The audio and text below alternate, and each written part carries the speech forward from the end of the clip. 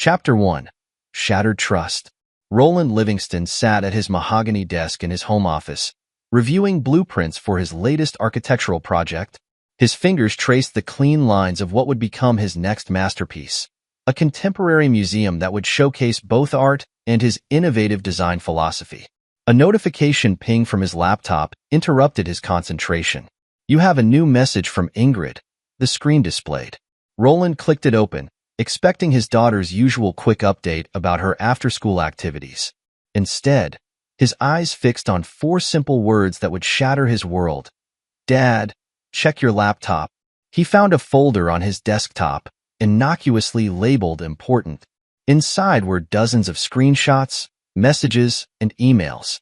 His daughter had captured them all through Brenda's phone, intimate conversations between his wife and Scott Costa, the real estate developer who had been a frequent guest at their social gatherings. "I love you, Scott. Roland doesn't understand me like you do," one message read. "Leave him. I'll give you everything you've ever wanted," Scott had replied. Roland's jaw tightened, his fingers gripping the edge of his desk until his knuckles turned white. 15 years of marriage reduced to betrayal in black and white on his screen. The messages dated back months, each one a calculated deception. A soft knock on his office door broke through his thoughts. "Dad." Ingrid's voice was barely above a whisper. "Come in, sweetheart," Roland managed, his voice steady despite the storm raging inside him. Ingrid entered, her dark hair pulled back in a neat ponytail, her eyes, so much like his own, watching him carefully. At 15, she carried herself with a maturity beyond her years. "How long have you known?" Roland asked, maintaining his composure. 3 months, Ingrid replied, moving to stand beside his chair. "I noticed Mom acting weird with her phone. She'd jump whenever you came near while she was texting. So I installed some monitoring software on her devices." Roland turned to face his daughter fully.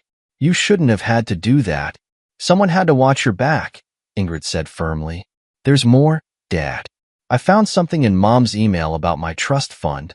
Roland's expression darkened. "What about it?" Ingrid pulled up another file on his laptop. Bank statements appeared, showing systematic withdrawals from the trust fund he'd established for her future. Brenda had been siphoning money, thousands of dollars at a time. "She's been taking money out for months," Ingrid explained. "Designer bags, jewelry, weekend trips." With him, Roland stood up slowly, his 6'2" frame rigid with controlled anger. His mind flashed back to their wedding day, 15 years ago. Brenda had been radiant in white, promising forever. He believed her then, had given her everything she'd ever wanted. "Dad." Ingrid's voice pulled him back to the present. "What are you going to do?" Roland placed a hand on his daughter's shoulder. "Nothing yet. We wait. Wait? But trust me, sweetheart. Your mother thinks she's clever. Let's see just how clever she really is." That evening, Roland maintained his usual routine. He prepared dinner, set the table for 3, and waited. Brenda breezed in at 7, designer shopping bags in hand, her blonde hair perfectly styled. "Sorry I'm late," she announced, not sounding sorry at all. The interior design consultation for the Costa project ran long. Roland watched her, noting how easily the lies fell from her lips. "How's Scott?" he asked casually. "Fine," Brenda replied automatically, then froze. Her blue eyes snapped to his face, searching for any sign of what he knew. "Dinner's ready," Roland said smoothly, turning away.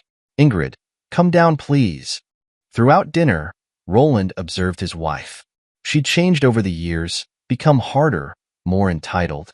The woman who'd once laughed at his jokes and supported his dreams now saw him as nothing more than a means to an end. Later that night, as Brenda slept soundly beside him, Roland lay awake, his mind working. She thought she had it all figured out: take his money, take their daughter's future, take off with Scott Costa. But Roland Livingston hadn't built his reputation in architecture by being predictable or weak. The next morning brought the confrontation. Brenda stood in their bedroom, packing expensive clothes into a new suitcase, clothes he'd bought her. "I want a divorce," she announced, her chin lifted defiantly. "Scott and I have been planning this for months," Roland finished, his voice ice cold. "Did you think I wouldn't find out about the trust fund, Brenda?" Her composure slipped for just a moment. You can't prove anything. Roland laughed, the sound devoid of humor. I don't need to prove it. You've done all the work for me. What's that supposed to mean? You'll find out soon enough. Roland turned to leave, then paused. Oh, and Brenda? Remember when you said I was too focused on work to notice you? You were right. I was focused on building something lasting. You were focused on destroying it. Brenda's face flushed with anger. You think you're so perfect, Roland? Scott's twice the man you'll ever be. He knows what I'm worth. No, he knows what my money is worth. There's a difference. Roland's dark eyes fixed on her. Pack your things and get out. But remember this moment, Brenda. Remember when you thought you had one. He left her standing there, her perfectly manicured hands shaking as she zipped up her suitcase. Downstairs, Ingrid sat at the kitchen counter, her laptop open in front of her. She's leaving, Roland stated. Ingrid nodded, her fingers flying over the keyboard. Don't worry, Dad. I took care of everything. What did you do? A small, satisfied smile played at Ingrid's lips. Just wait for it. They didn't have to wait long. 2 days later, Brenda's scream of rage echoed through Roland's phone. What did you do? She shrieked. All my accounts are blocked. My social media, everything's gone public. How dare you? Roland put the phone on speaker so Ingrid could hear. I haven't done anything, Brenda. But it seems our daughter inherited more than just my eyes. Fix this. Fix it now, or I swear. You'll what? Roland's voice turned dangerous. Steal more from her trust fund? Run to Scott? Go ahead. But remember, you taught her that loyalty means nothing. Don't be surprised that she learned the lesson so well. He ended the call and looked at his daughter. Ingrid sat straight-backed, unrepentant. I posted everything, Dad. The messages, the pictures, everything. I tagged all her friends, her social circle, Scott's business partners. Everyone knows what they did. Roland should have felt something. Regret, perhaps, or concern about the ramifications. Instead, he felt only a cold satisfaction. Well done. Scott's wife has already commented, Ingrid added. Apparently, we weren't the only ones he was lying to. Roland nodded slowly.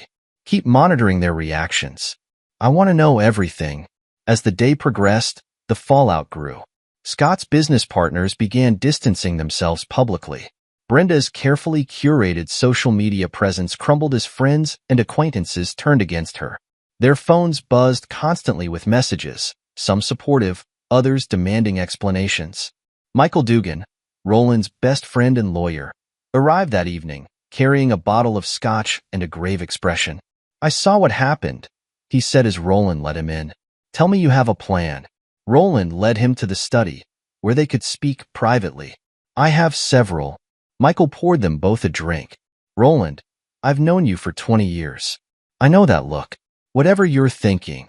They tried to take everything from me. Roland cut in. My marriage, my daughter's future, my reputation. They thought I would just accept it, roll over like a good husband and father. Taking the high road is for people who've never been betrayed. Roland's eyes gleamed with something dangerous. You're either with me on this, Michael, or you're not. But don't try to talk me out of it. Michael studied his friend for a long moment, then nodded. What do you need? Information. Everything you can find on Scott Costa's business dealings. Every permit, contract, partner. And Brenda, I want to know where all that money really went. It won't be cheap. Money isn't an issue. Justice is. They were interrupted by Ingrid, who entered carrying her laptop. Dad, you need to see this. Scott's threatening to sue me for defamation. He says he'll destroy us. Roland took the laptop, reading Scott's message with growing anger. The man's arrogance leaked through every word, threatening not just legal action but personal retribution. He won't touch you, Roland promised his daughter. Michael, how quickly can we move her trust fund somewhere safe? Give me 24 hours, Michael replied. But Roland, if you're planning what I think you are, I'm planning to teach them both a lesson about consequences. Roland's voice was quiet, but filled with conviction. They thought they could play games with my life, my family. Now they'll learn what happens when you betray Roland Livingston. That night, After Ingrid had gone to bed and Michael had left with a list of tasks, Roland sat alone in his study. On his desk lay the stack of architectural awards he'd won over the years, each one a testament to his ability to see the bigger picture, to plan and execute. He picked up his phone and dialed a number he'd kept for emergencies. "Alan? It's Roland Livingston. I need your services." Discreetly. He paused, listening. "Yes, it's about Scott Costa and my wife." "Former wife." Another pause. "No, I don't want to just win, Alan. I want to destroy them both." As he hung up, Roland allowed himself a small smile. Brenda and Scott thought they'd written the ending to this story. They were about to learn they'd only written the beginning. In her room, Ingrid sat cross-legged on her bed, multiple screens open before her.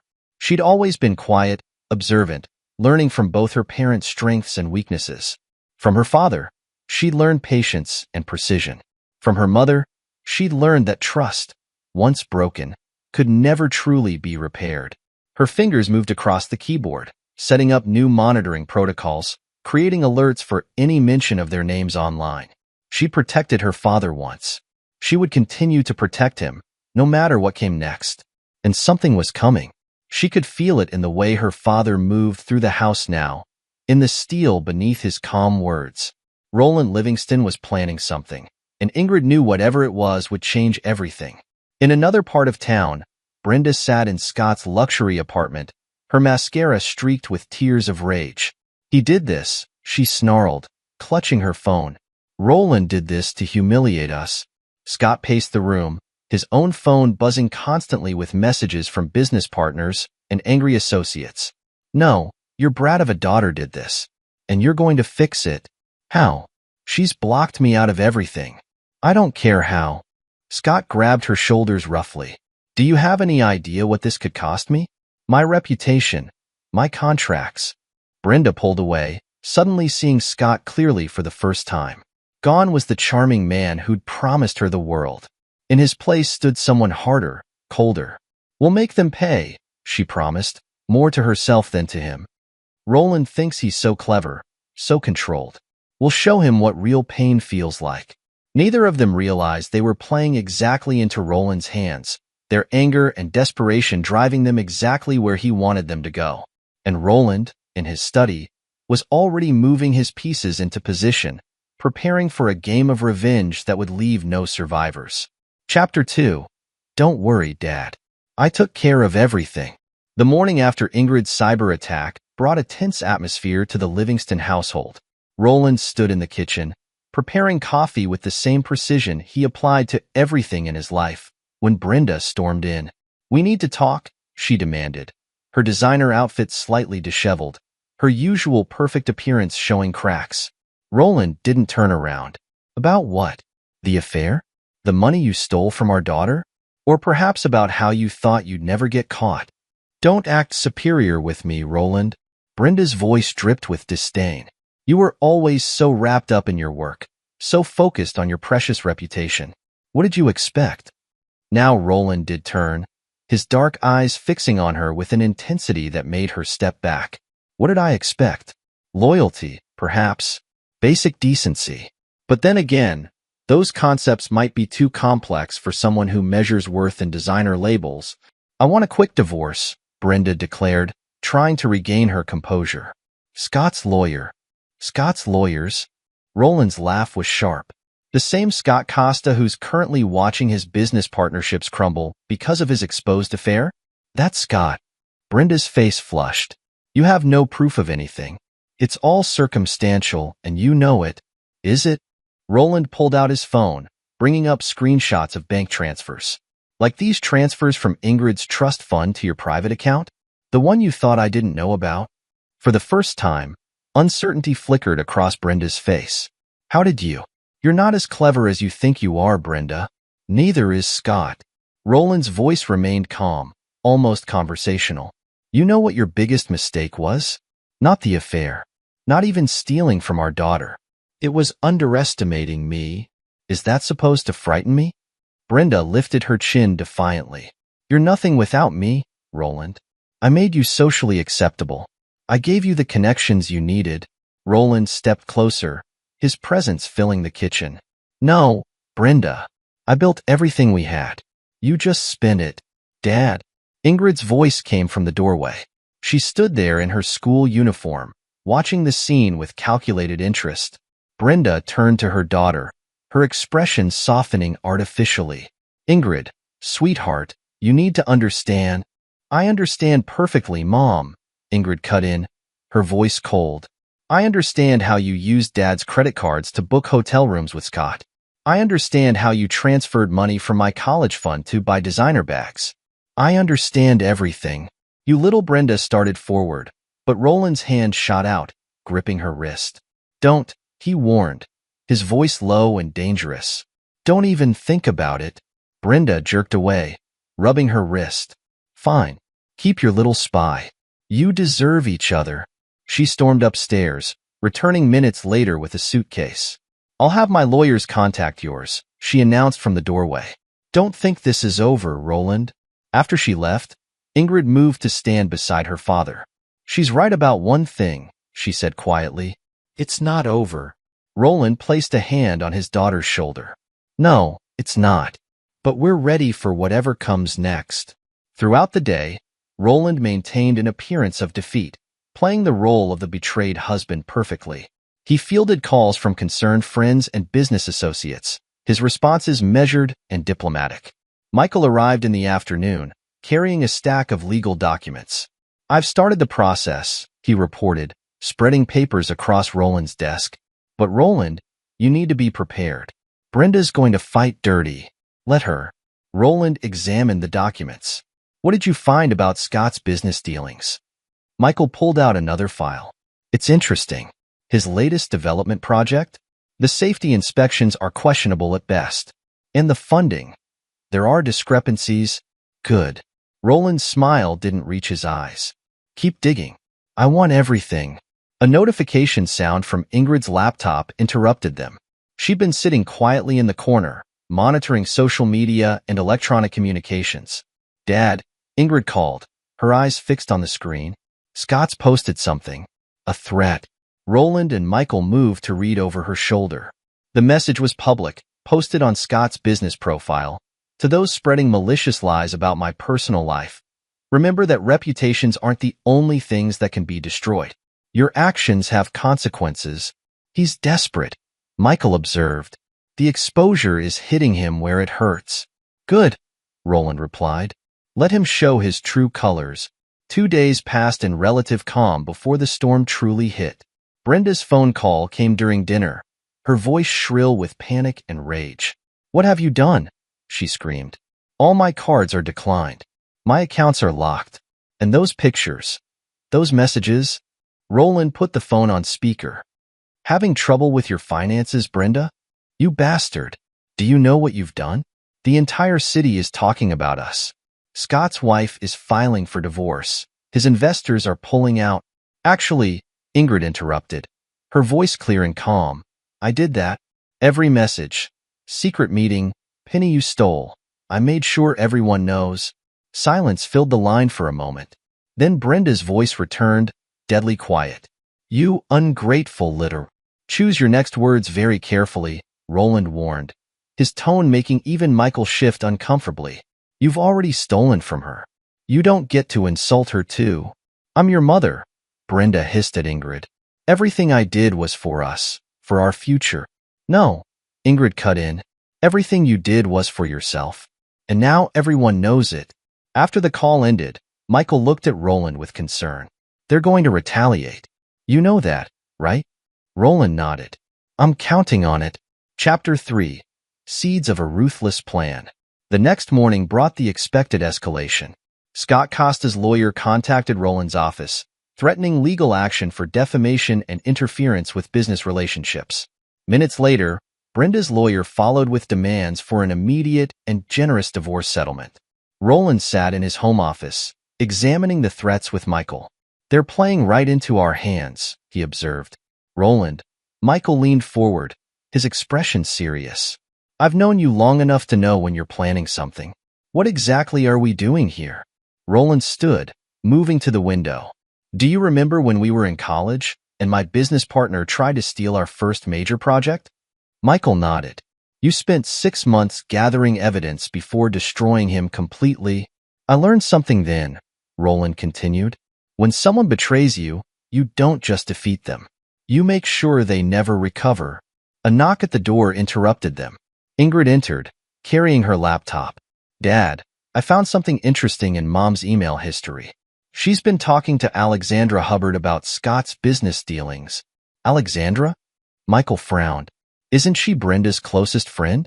Supposedly, Ingrid replied, turning her laptop to show them. But look at these messages.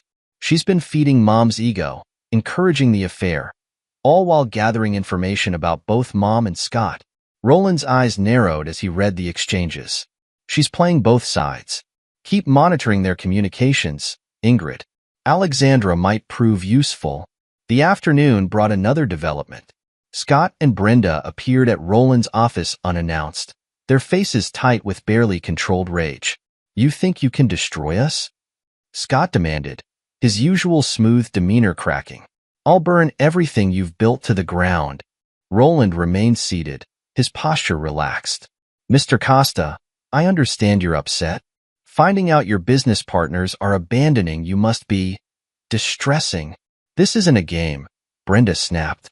Fix this, Roland. Call off your attack dog of a daughter or what? Roland's voice turned to ice.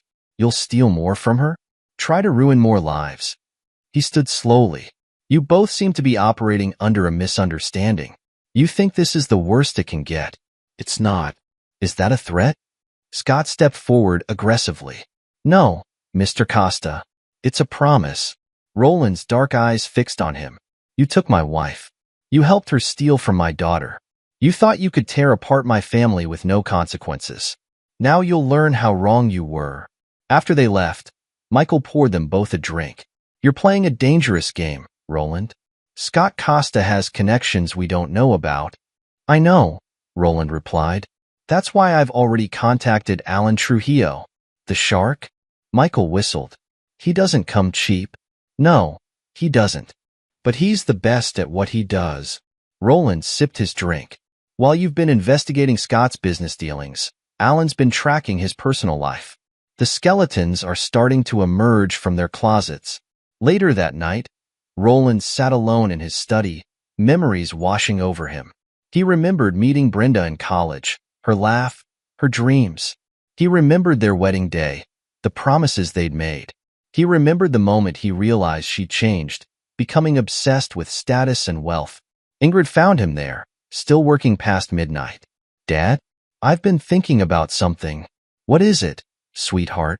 Alexandra Hubbard. She's been gathering dirt on Scott and Mom for months. But she's also been collecting information about you. Roland's expression hardened. Show me. Ingrid pulled up a series of emails on her laptop. Alexandra had been meticulously documenting everything.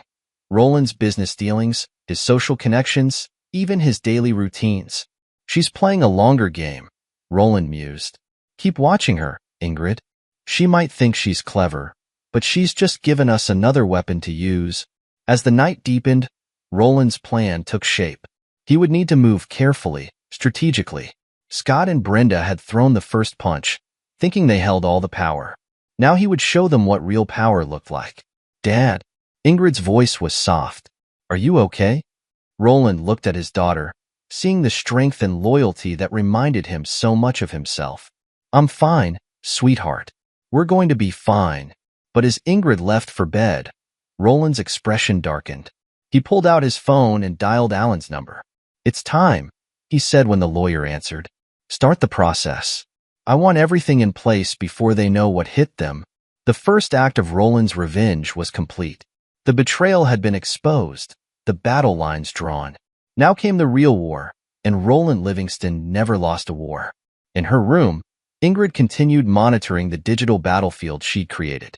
She'd watched her father all her life, learning his strength, his attention to detail, his unforgiving nature toward betrayal.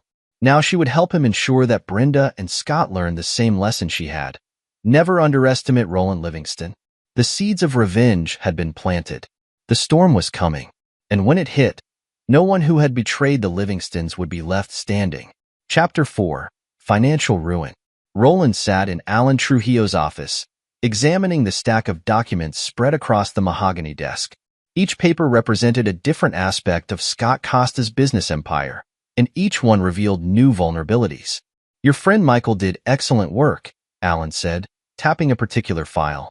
These safety violations at Costa's newest development? They're not just infractions. They're criminal negligence. Roland's dark eyes scanned the reports. How quickly can we move? Anonymous tips to the regulatory boards? Alan's thin lips curved into a predatory smile. They'll be on site by tomorrow morning.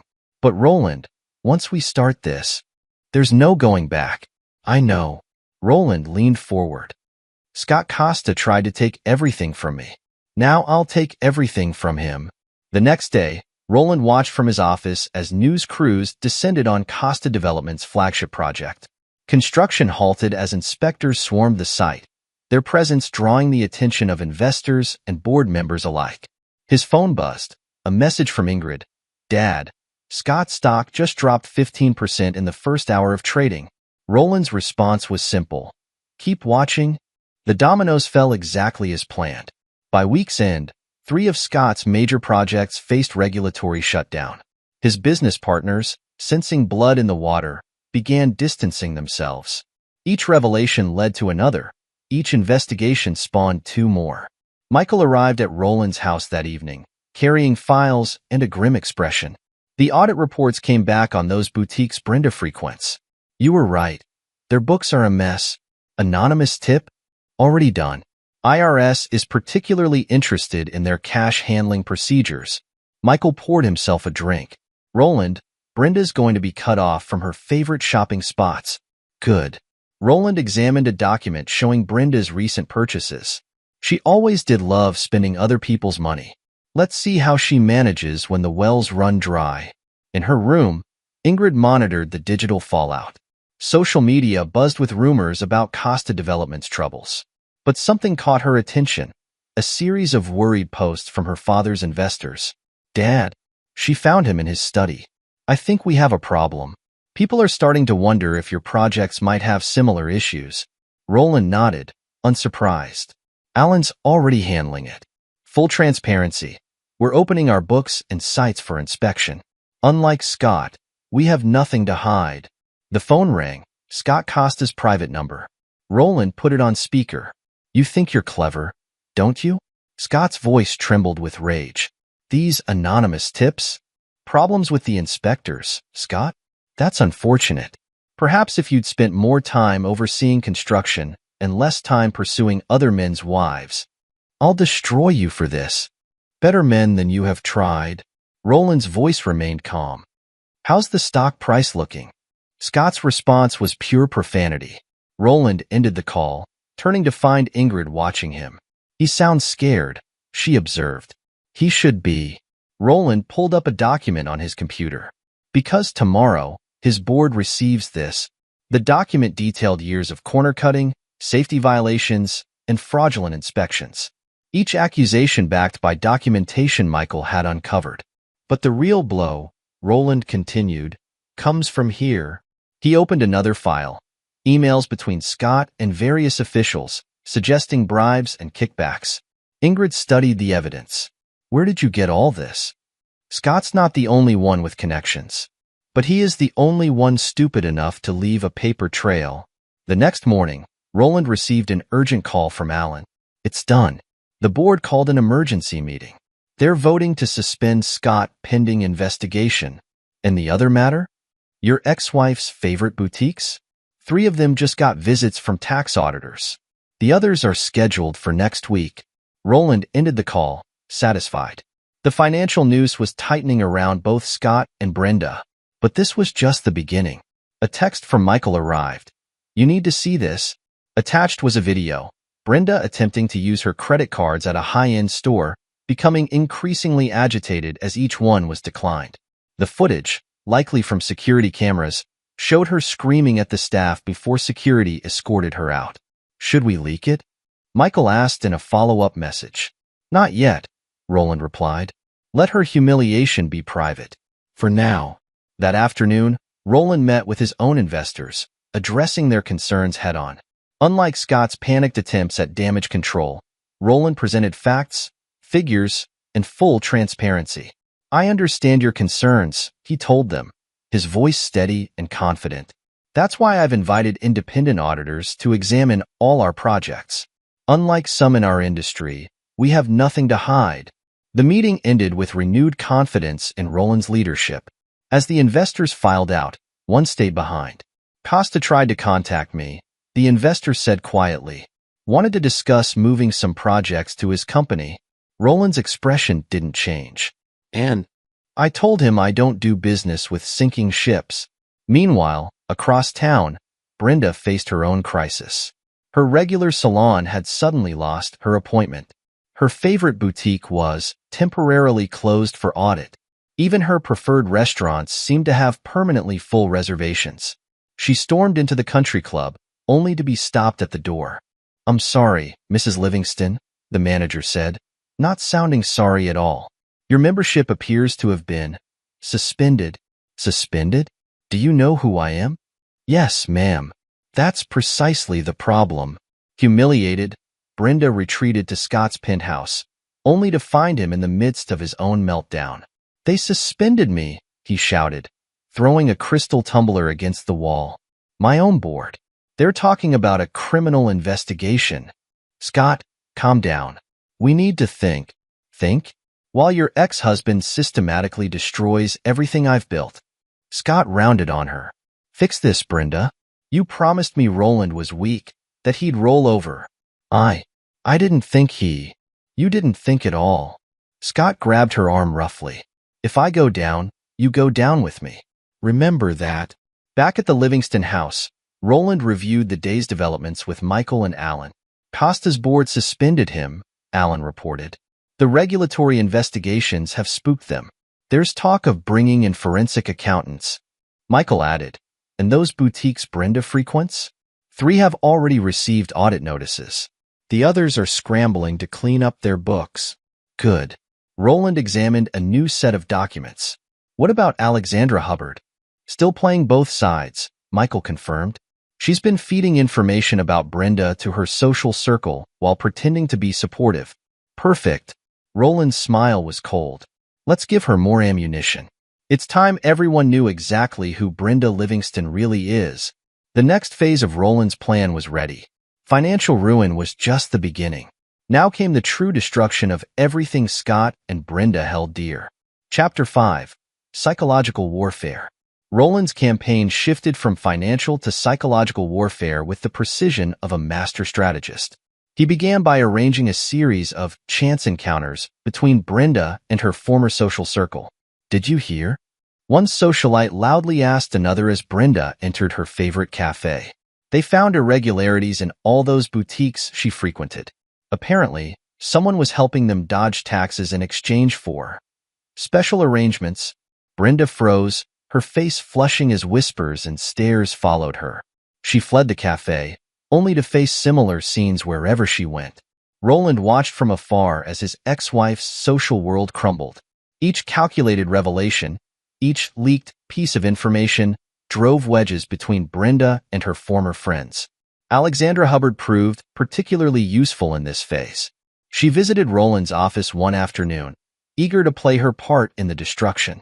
"Brenda's desperate," Alexandra reported, satisfaction evident in her voice. "She tried to arrange a lunch with the charity board yesterday. They all had other commitments."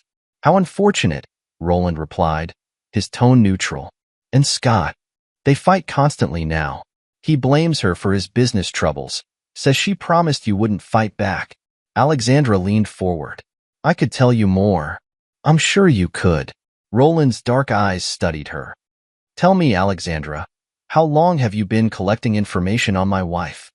She stiffened slightly. "I'm just trying to help." "No, you're trying to position yourself to benefit from her downfall." His voice remained calm. "That's fine. Keep doing exactly what you're doing. But remember, I know exactly what game you're playing."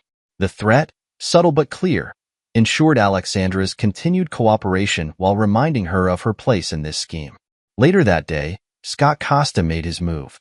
He burst into Roland's office, security close behind. "You think you're so clever," Scott snarled. "Turning my own board against me.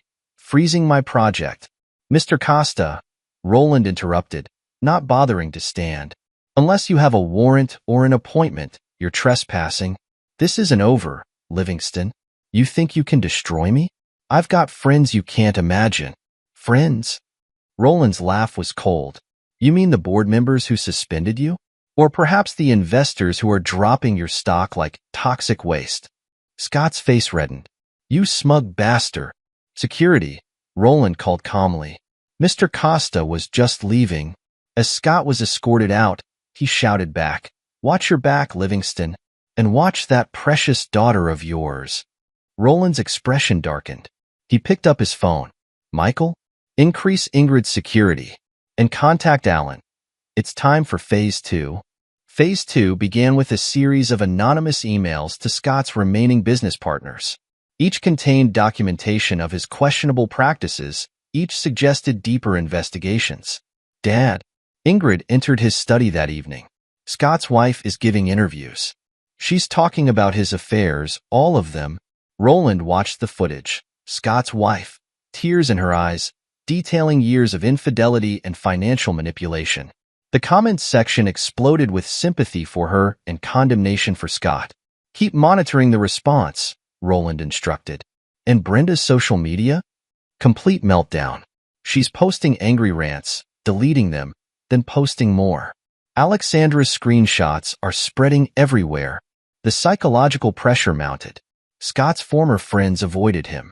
Business associates stopped returning calls. His social standing, once built on wealth and influence, crumbled. Brenda faced similar isolation. Her attempts to maintain her social position met with polite but firm rejection. Even her favorite stores suddenly couldn't accommodate her. "This is your fault," she screamed at Scott during another fight in his penthouse. "You promised me everything, and now I have nothing." "Me?" Scott grabbed her shoulders roughly. "You said he was weak. You said he'd never fight back. Now look, my company's under investigation. My reputation's ruined." "Your reputation?" Brenda laughed hysterically. "I can't even get a dinner reservation. My own friends won't take my calls." "Friends?" Scott sneered. "You mean those socialites who only wanted your money? Or that snake Alexandra who's been spreading stories about you?" The mention of Alexandra sent Brenda into a fresh rage. She'd trusted Alexandra, confided in her, only to discover her former friend had been documenting and sharing every mistake, indiscretion. Roland received regular updates on their deteriorating relationship from various sources. Each fight, each public scene, each desperate attempt to maintain their lifestyle played exactly into his hands. "They're turning on each other," Michael observed during one of their strategy sessions. "Scott's blaming Brenda for his business troubles. She's blaming him for her social isolation." Good. Roland examined new reports from his investigators. "The pressure's working. Now we increase it." The next phase of psychological warfare targeted their individual weaknesses. For Scott, it was his pride in his business acumen. Anonymous tips led journalists to investigate his past projects, revealing pattern after pattern of corner-cutting and fraud. For Brenda, the target was her social status. Carefully planted rumors suggested she had been living beyond her means even before the affair, manipulating both Roland and Scott for financial gain. "Sir?" Roland's assistant interrupted one afternoon. "Mrs. Costa is here to see you." Scott's wife entered, elegant despite her obvious distress. "Mr. Livingston, I have information you might want." "About your husband?" "About all of it. His business practices, his affairs, his plans with your wife." She placed a USB drive on his desk. "I thought I could save our marriage. Now I just want him to pay." Roland examined the drive. "Why come to me?" "Because you're winning," she replied simply. "And I want to be on the winning side." The drive contained years of Scott's personal and business correspondence, a goldmine of information for Roland's campaign. But it was the psychological impact that mattered most. Scott's own wife turning against him. The pressure continued to mount. Scott's remaining business partners received anonymous emails detailing his fraudulent practices. Brenda's social circle buzzed with new revelations about her manipulation of both husbands. Alexandra played her part perfectly, sharing just enough information to maintain her position while fueling the flames of scandal. She didn't realize she was being used just as effectively as she thought she was using others. "Dad." Ingrid's voice pulled Roland from his strategic planning. "I think you need to see this." She showed him her phone. A social media post from Brenda, clearly written in a moment of desperate rage. "You think you've won, Roland? You think you can destroy us? Watch your back. Watch your precious daughter. This isn't over." Roland's expression hardened. The threat to Ingrid crossed a line he wouldn't tolerate. It was time to escalate the warfare, to move from psychological pressure to complete destruction. He picked up his phone. "Alan, move up the timeline. It's time for the press conference." The psychological warfare had served its purpose, breaking down their defenses, isolating them from support, turning them against each other. Now came the final phase: public humiliation and complete ruin. Chapter 6. The public humiliation. The press conference was set for a Tuesday morning at the city's most prestigious hotel. Roland had chosen the venue carefully. It was where Scott Costa had hosted his company's most successful events, where he'd schmoozed with investors and politicians. Now it would be where his world ended. "Are you sure about this?" Michael asked as they reviewed the presentation one final time. "Once we do this, there's no going back." "They threatened my daughter," Roland replied, his voice cold. "Now they learn what that means." The ballroom filled with journalists, business reporters, and social media influencers. Roland had ensured maximum coverage. This destruction would be witnessed by everyone who mattered. Alan Trujillo stood at the podium first, his presence lending gravitas to what was to come. "Ladies and gentlemen, thank you for coming. Today, we present evidence of systematic fraud, corruption, and criminal negligence at the highest levels of Costa development." The screens behind him lit up with documents, emails, and photographs. Each piece of evidence had been carefully selected and verified. There would be no possibility of denial. "These records show a pattern of safety violations spanning 5 years, Alan continued. Mr. Costa personally approved cost-cutting measures that put lives at risk. In the audience, phones buzzed as Costa Development's stock price began to plummet. The real-time destruction of Scott's empire played out in digits and decimal points. Then came the personal revelations. Emails between Scott and various officials, suggesting bribes and kickbacks. Messages to multiple mistresses, including Brenda, revealing promises of wealth and status in exchange for their affections. Mr. Costa didn't just betray his investors, Alan announced. He betrayed his wife, his business partners, and the public trust. From her seat in the audience, Alexandra Hubbard recorded everything, her social media followers growing by the minute as she provided real-time commentary. She didn't realize her role in this drama was far from over. Halfway through the presentation, Scott Costa burst into the ballroom, his face contorted with rage. "This is slander. I'll sue you all." Roland stepped to the podium, his calm demeanor a sharp contrast to Scott's fury. "Mr. Costa, would you care to explain these documents?" He gestured to the screen, where Scott's signature appeared on falsified safety reports. "This is a setup." Scott lunged forward, but security intercepted him. "Livingston, you orchestrated this whole thing." "I orchestrated nothing, Mr. Costa. Your own actions, your own signatures, your own decisions. They speak for themselves."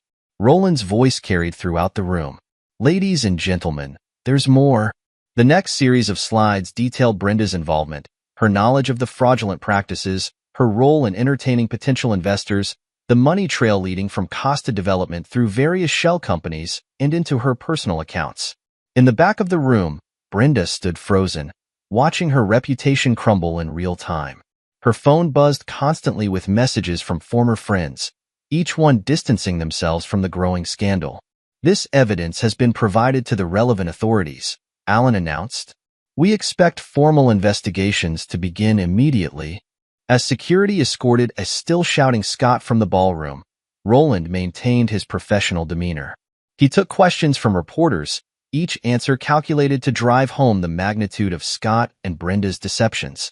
"Mr. Livingston," one reporter called out, Did you have any indication of these activities during your marriage? My focus was on building legitimate businesses and providing for my family, Roland replied. The betrayal of trust, both personal and professional, came as a shock. After the press conference, Roland met with Michael and Alan in a private room. It's done, Michael said, checking his phone. Costa Development stock has been suspended from trading. The board's calling for his immediate resignation. And Brenda? Already receiving calls from the IRS about her financial dealings with Scott, Alan reported. The boutiques she frequented are also under investigation for tax fraud and money laundering. Roland nodded, satisfied. Now we wait for the real damage to begin. The aftermath was swift and brutal. By evening, major news networks ran stories about Costa Development's fraudulent practices. Social media exploded with screenshots of Scott's emails and Brenda's extravagant spending. Brenda's desperate phone call came just before midnight. You've ruined everything, she sobbed. My friends, my reputation. How could you do this to me? I did nothing to you, Brenda. You did this to yourself. Roland's voice remained steady. You chose to betray your family. You chose to steal from your daughter. You chose Scott Costa. Now you can live with those choices. Please, Roland. I need help. Money, just temporarily. Goodbye, Brenda. He ended the call and turned to find Ingrid standing in his study doorway. She called you for money? His daughter's voice held a mix of disbelief and contempt. She always did care more about wealth than loyalty. Roland gestured for Ingrid to join him. Are you okay with all this? They threatened us, Dad. They threatened me. Ingrid's expression hardened. They deserve everything they get. The next few days brought a cascade of consequences. Scott's business partners filed lawsuits. Regulatory agencies launched formal investigations. His wife filed for divorce, armed with evidence of his infidelities and financial misconduct. Brenda found herself shunned by her former social circle. Alexandra Hubbard, playing her role perfectly, continued to share details of Brenda's fall from grace while maintaining a facade of concerned friendship. Your plan worked perfectly, Michael observed during a strategy meeting. They're completely isolated. Their reputations are destroyed, and it's all from their own actions. Almost perfectly, Roland corrected. There's still the matter of Alexandra Hubbard. What about her? She played her part well, but she's a loose end. Someone that comfortable with betrayal can't be trusted. Roland pulled up a file on his computer. She's been gathering information on everyone involved, thinking she'll profit from all sides. Time to show her the cost of playing those games. The final phase of Act 2 was set in motion. Scott and Brenda were ruined, their world shattered by their own actions and arrogance. But Roland Livingston's revenge wasn't quite complete. There were still pieces to be moved, consequences to be delivered. Alexandra Hubbard would learn that her manipulative games had consequences. Scott Costa would discover that financial ruin was just the beginning. And Brenda would finally understand exactly what she had thrown away. The execution of retribution was nearly complete, but the storm wasn't over yet. Roland had orchestrated their downfall. Now he would watch as they tore each other apart in their desperate attempts to survive. In his study, Roland reviewed the day's reports with satisfaction. His enemies had thought him weak, had underestimated his capacity for revenge. That mistake had cost them everything. Their wealth, their status, their relationships, their futures. Dad. Ingrid entered with her laptop. Scott's trying to leave the country. His private jet filed a flight plan for tomorrow morning. Roland smiled coldly. Send the information to Alan. Let's see how far Mr. Costa gets. The stage was set for the final act of his revenge. But that would be another chapter, another calculated strike against those who had dared to threaten his family. For now, Roland Livingston sat in his study, surrounded by the evidence of his enemy's destruction, and allowed himself a moment of satisfaction. The execution of retribution was complete. The reckoning would come next. Chapter 7. Ruthless Retaliation. The security footage played on Roland's laptop screen. Scott Costa approaching Ingrid's school, attempting to get past the guards. His daughter's frightened call still rang in Roland's ears. Dad, he was here. He tried to. Roland's fingers tightened on his desk until his knuckles turned white. The line had been crossed. Scott Costa had made the fatal mistake of threatening his daughter. "I want everything," Roland spoke into his phone. "Tax records, business dealings, personal accounts, anything that isn't completely legal. And I want it now." "Already on it," Alan Trujillo replied. "But Roland, if we move this aggressively, I don't care about legal consequences anymore." "He tried to hurt my daughter." Roland ended the call and turned to Michael, who sat watching him with concern. "Whatever you're planning," Michael said, "I'm with you." "Good. Because this ends now." Roland pulled up a series of documents on his computer. "Contact our private investigator. I want to know everything about Scott's business connections, especially the ones he keeps hidden." The investigator's report arrived within hours. Scott Costa's empire wasn't built solely on legal construction projects. There were shadow companies, hidden accounts, connections to questionable organizations. Roland smiled coldly. "Perfect." He began his assault with surgical strikes at Scott's weakest points. Anonymous tips to regulatory agencies revealed critical safety violations in Costa's buildings. Building inspectors descended on his properties, finding countless code violations that required immediate attention. "Sir," Roland's assistant interrupted his planning. "The first demolition crew has arrived at Costa's Riverside project." Roland stood at his office window, watching as the wrecking balls took down Scott's pride and joy, a luxury apartment complex that had cut corners on structural integrity. His phone buzzed, Ingrid sending him a video link. The demolition was being live-streamed, with comments pouring in about Costa Development's negligence. "Dad," Ingrid entered his office, her laptop under her arm. "Scott's trying to access his offshore accounts." "Should I?" "Block him," Roland commanded. "Freeze everything." Ingrid's fingers flew over her keyboard. "Done." "He's locked out of all his financial resources." The next phase targeted Brenda. Roland had compiled a detailed dossier of her past, including photos from her college days when she struggled to make ends meet. He arranged for these images to reach her social circle, along with records of her recent financial manipulations. "Please," Brenda's voice cracked over the phone. "Roland, you have to stop this. I have nothing left." "Nothing left?" Roland's voice turned arctic. "You still have your life. Be grateful for that. You helped Scott threaten our daughter. I didn't know he would." "Goodbye, Brenda." Later that day, Michael brought more news. Scott's business partners are turning on him. They're filing lawsuits, claiming they were misled about the company's practices. Roland nodded, satisfied. "And the authorities?" "Tax fraud investigation is underway. The evidence we provided was compelling." A notification pinged on Roland's computer, an email from one of Scott's former associates containing years of documented bribes and kickbacks. The man was trying to save himself by offering evidence against his former boss. "Send this to Alan," Roland instructed. "It's time to bring in the federal investigators." The next morning brought chaos to Scott's world. Federal agents raided Costa Development's offices, carrying out boxes of documents. News crews captured it all, broadcasting Scott's downfall in real time. "Dad," Ingrid's voice was quiet. "Scott's at the airport. He's trying to leave the country." Roland picked up his phone. "Alan, execute Plan B." Within hours, Scott Costa found himself in handcuffs, his attempt to flee thwarted by authorities who had been tipped off about his plans. "You did this," Scott screamed as they led him away. "I'll kill you, Livingston. I'll destroy everything you love." Roland watched the footage of Scott's arrest with cold satisfaction. "No, Scott, you destroyed yourself."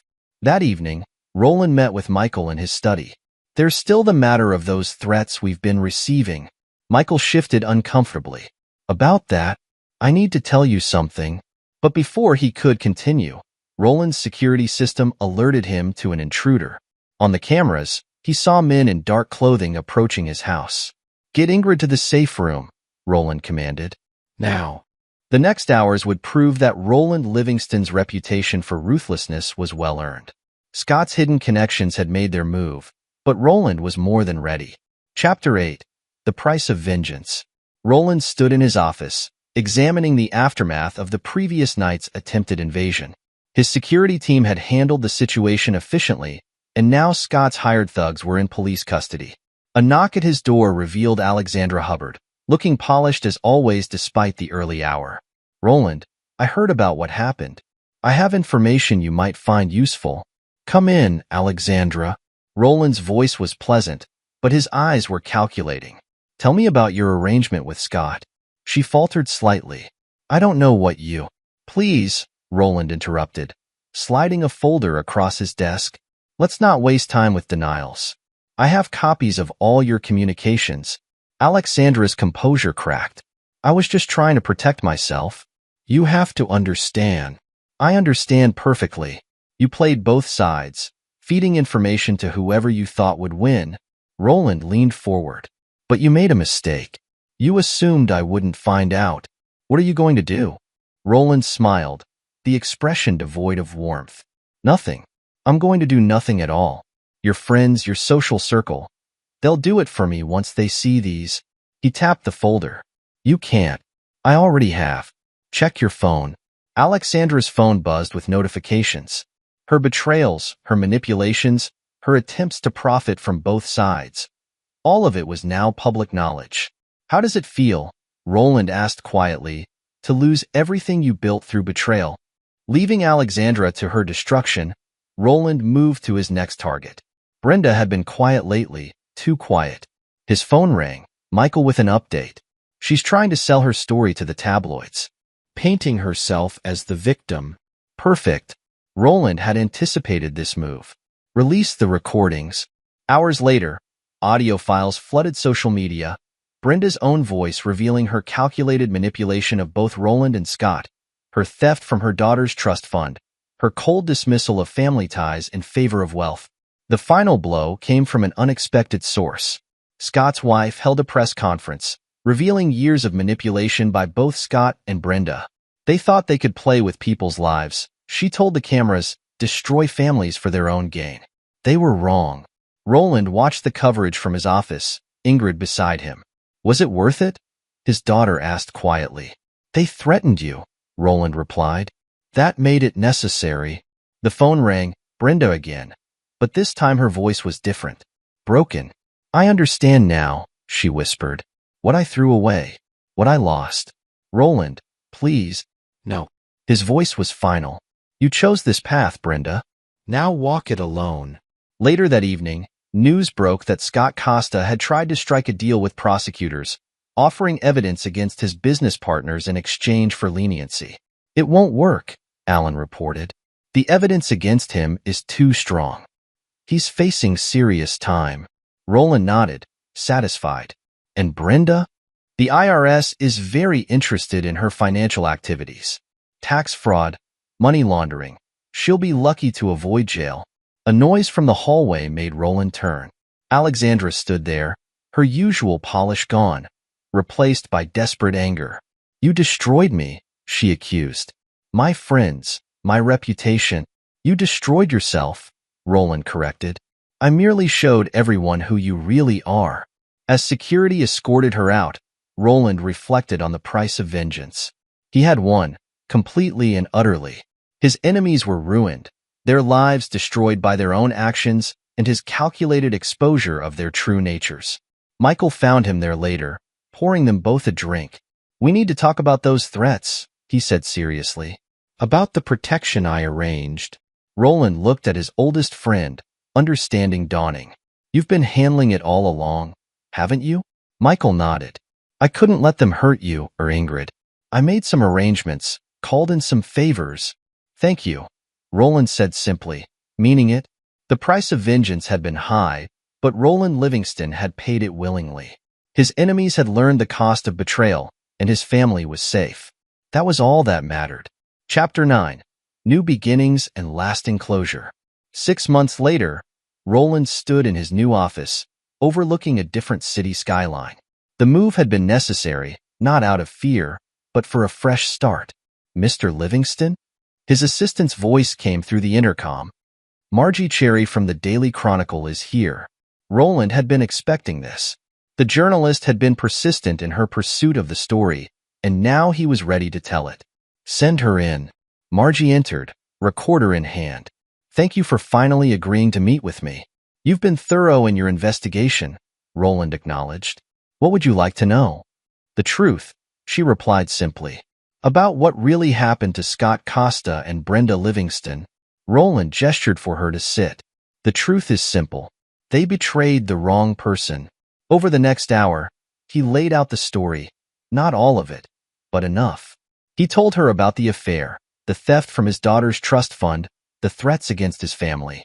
And now? Margie asked. Scott Costa is in prison. Brenda Livingston is facing charges. Their social circle is destroyed. Do you regret any of it? No. Roland's voice was firm. They chose their path. I simply ensured they faced the consequences. After the interview, Roland found Ingrid in the building's tech center she designed. His daughter had grown over the past year, becoming stronger, more confident. I read the draft of your college application essay, he said. It's powerful. Ingrid smiled slightly. I wrote about loyalty, about learning what really matters in life. Roland nodded, proud of the woman his daughter was becoming. She had weathered the storm with him, proven her strength and intelligence. A notification on his phone caught his attention, Michael sending him an update about Scott's latest appeal being denied. Costa would serve his full sentence for fraud and attempted intimidation. Dad, Ingrid's voice pulled him back.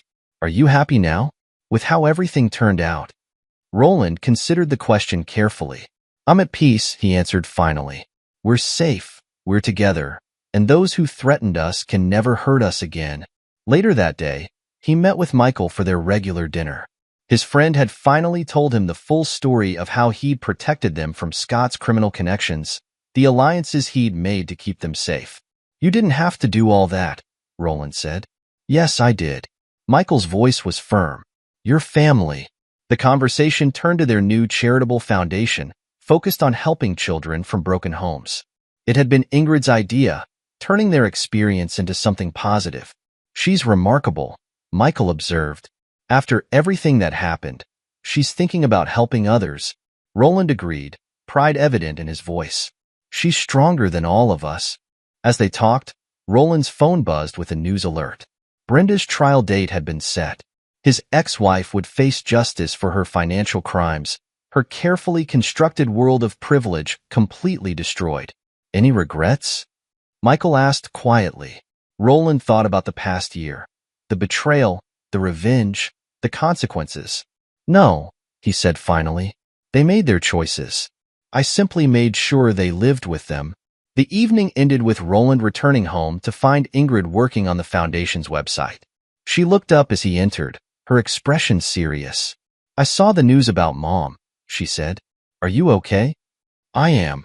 Roland sat beside her. Are you? Yes. Ingrid's voice was firm. She chose money and status over family. That was her mistake. Roland looked at his daughter, seeing the strength and wisdom she'd gained through their ordeal. They had survived, emerged stronger, while those who betrayed them had lost everything. The revenge was complete, justice had been served, and Roland Livingston had proven that betrayal carried a price too high for anyone to pay. He had protected his family, punished his enemies, and emerged not weakened, but strengthened by the battle. In the end, that was all that mattered: family, loyalty, and the knowledge that no one would ever dare to threaten them again. Epilogue. 10 years later, Roland Livingston stood at the podium of the prestigious Architectural Awards ceremony, accepting his Lifetime Achievement Award. At 55, his dark hair now carried distinguished streaks of silver at the temples, but his presence remained commanding, his reputation more formidable than ever. Success isn't built on compromises, he told the audience. It's built on unwavering principles and absolute loyalty. The crowd applauded, unaware of the deeper meaning behind his words. In the front row, 25-year-old Ingrid Livingston watched her father with pride. She had grown into a striking woman, her intelligence and determination evident in her bearing. After the ceremony, they met in his private office at Livingston Architectural Enterprises, now one of the largest firms in the country. Impressive speech, Dad, Ingrid said, settling into her usual chair. As the company's chief technology officer, she had transformed their technological capabilities while maintaining their security with the same vigilance she'd shown in her youth. How's the foundation doing? Roland asked, referring to the Livingston Family Foundation, their organization dedicated to helping children from broken homes. Growing stronger each year. We're opening 3 new centers next month. Ingrid pulled up the statistics on her tablet. We've helped over 10,000 families so far. Roland nodded, satisfied. Their past pain had been transformed into something meaningful, though he had never softened his stance on betrayal. Have you heard the latest about Scott Costa? Ingrid asked, her voice neutral. Roland's expression hardened slightly. Michael mentioned something. Scott Costa had been released from prison 2 years ago after serving 8 years for fraud, attempted intimidation, and various financial crimes. He had emerged a broken man, his once powerful empire reduced to ashes. His attempts to rebuild had been met with closed doors and cold shoulders, Roland's influence ensuring that Costa remained a pariah in the business world. He tried to approach one of our smaller contractors, Ingrid continued. They refused his business immediately and reported it to us.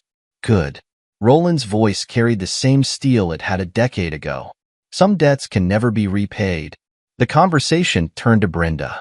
After serving 5 years for financial fraud, she had attempted to rebuild her life in another city. Her social status was gone, her former friends having long abandoned her. Recent reports suggested she worked as a sales clerk in a modest department store, a far cry from her days of luxury and privilege. She sent another letter, Ingrid mentioned, to the foundation this time. Roland raised an eyebrow. Over the years, Brenda had made numerous attempts at reconciliation, all met with silence. Her betrayal had earned her a permanent exile from their lives. I handled it, Ingrid assured him. She won't be contacting us again. Michael Dugan entered the office, now a senior partner in his law firm but still Roland's closest friend and advisor. The years had only strengthened their bond, forged in loyalty and tested by fire. The Anderson merger is ready, he announced, then smiled. But that can wait. We're celebrating tonight, remember? Roland allowed a small smile. The annual dinner at his home had become a tradition, a gathering of those who had proven their loyalty through the years. Alexandra Hubbard's name occasionally appeared in social columns, though her influence had never recovered from Roland's systematic destruction of her reputation. She had learned the hard way that betrayal carried consequences that lasted a lifetime. Later that evening, Roland's expansive home filled with trusted friends and colleagues. The gathering represented the new life he had built, one founded on earned trust and proven loyalty. Remember that journalist, Margie Cherry? Michael asked during dinner. She's writing a book about business ethics. Wants to interview you again. Roland considered this. Margie's article years ago had been fair, presenting the facts while allowing readers to draw their own conclusions about justice and revenge. Set it up, he decided. Some stories deserve to be told. Ingrid, engaged in conversation with her own protege, a young tech expert she was mentoring, caught her father's eye across the room. They shared a moment of understanding. The past had shaped them, but it hadn't defined them. The Livingston name now stood for more than revenge. It represented excellence, integrity, and unwavering principles. Roland had built an empire greater than Scott Costa had ever imagined, while his enemies had been reduced to cautionary tales. Dad, Ingrid approached later, when the guests had gone. I've been thinking about expanding the foundation's reach. There's a need for programs helping people rebuild after betrayal. Roland studied his daughter, brilliant, strong, and carrying the same steel in her spine that he'd taught her. Tell me more. As they discussed plans for the future, Roland reflected on the decade that had passed. His revenge had been complete, but it had also been a beginning. He had shown the world that loyalty mattered, that betrayal carried consequences, and that strength came from unwavering principles. In his private study, a framed article hung on the wall, Margie Cherry's piece titled, The Price of Betrayal, The Livingston Legacy. It served as a reminder that justice, while cold, was absolute. The next morning brought news that Scott Costa had been seen drinking alone in a cheap bar, muttering about past glories. His attempt to write a memoir had been rejected by publishers, his story interesting only as a warning about the cost of crossing the wrong man. Roland read the report without emotion. He had long since moved beyond the need for active revenge. His enemies' continued suffering was simply the natural consequence of their choices. Mr. Livingston? His assistant's voice interrupted his thoughts. Your daughter's team has detected an attempt to access old company files. They traced it to Brenda's location. Handle it according to protocol, Roland instructed. The years hadn't softened his approach to security or threats. That afternoon, he met with the board of directors, presenting plans for the company's continued expansion. The room held the same respect for him it had a decade ago, perhaps more, as his reputation for both excellence and implacable response to betrayal had only grown. The Costa Development properties we acquired have been completely transformed, his VP of Operations reported. All traces of their former owner have been erased. Roland nodded, satisfied. He had systematically purchased and rebuilt everything Scott had once owned, turning failed projects into successful developments that stood as monuments to his victory. In the evening, he reviewed applications for the Foundation Scholarship Program. Each story of a child affected by betrayal strengthened his conviction that their work mattered. These kids deserve a chance, Ingrid said, joining him in the review. Like you gave me. Roland looked at his daughter, his greatest achievement and strongest ally. We give them more than a chance. We teach them strength. The years had proven that revenge, properly executed, could build as well as destroy. The Livingston Empire stood as testament to this truth, while their enemies' continued downfall served as a warning to others who might consider betrayal. Michael arrived for their weekly dinner, carrying a file. Remember that offshore account we froze 10 years ago? Costa's lawyers are still trying to unlock it. Roland's smile was cold. Let them try. The conversation turned to the future. New projects, expanding influences, strengthening alliances. Roland had built something unshakable, founded on the lessons of betrayal, but growing beyond them. In her own office, Ingrid monitored the digital security that protected their empire. Her technical skills had grown with the years, creating an impenetrable shield around everything they had built. A message from one of her monitoring systems caught her attention. Alexandra Hubbard had been trying to rebuild connections with their social circle. Still playing games, Ingrid murmured, setting in motion protocols that would quietly close those doors. The sun set over the city skyline, glinting off the Livingston Tower that dominated the business district. In his office, Roland reviewed plans for their next major project, a development that would further cement their legacy. Sir? His assistant appeared at the door. Your grandson is here. Roland's expression softened slightly as 5-year-old James ran into the office. The boy had his mother's intelligence and his grandfather's determination, the next generation of the Livingston legacy. Teaching him early? Michael asked, entering behind the child. He needs to understand what matters, Roland replied. Loyalty, principle, consequences. The boy already showed signs of understanding, displaying the same quiet strength that characterized his family. Roland had ensured that the lessons of the past would protect future generations. Later that night, as Roland prepared to leave the office, he received one final report. Scott Costa had been denied a business loan, his 7th rejection that year. Brenda's latest attempt to contact them had been blocked before it reached them. Alexandra's social media following had dropped again. He closed the file without comment. Their fates had been sealed by their choices, their continued struggles merely the echo of justice served long ago. The decade had transformed everything except Roland's fundamental nature.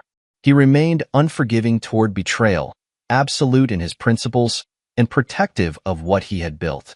His enemies had learned too late that some men couldn't be betrayed without consequences that lasted a lifetime. As he drove home, the city lights reflected off buildings bearing the Livingston name. He had turned revenge into an empire, justice into a legacy, and betrayal's lessons into strength that would echo through generations. The story of Roland Livingston had become more than a tale of revenge. It stood as a testament to the power of unwavering principles, the importance of loyalty, and the absolute certainty that actions carried consequences that time could not erase. In his study that night, Roland looked at a family photo, himself, Ingrid, her husband, and young James. They represented everything he had protected and built, proof that from betrayal's ashes, something stronger could rise. The empire he had built would stand for generations, guided by the principles he had proven through fire. Loyalty above all, betrayal without forgiveness, and strength that never wavered. Roland Livingston's revenge had ended long ago, but its lessons would echo forever. In the end, that was his greatest victory, not just destroying his enemies, but building something unshakable from the ruins of their betrayal. This is where our story comes to an end. Share your thoughts in the comments section. Thanks for your time. If you enjoy this story, please subscribe to this channel. Click on the video you see on the screen, and I will see you there.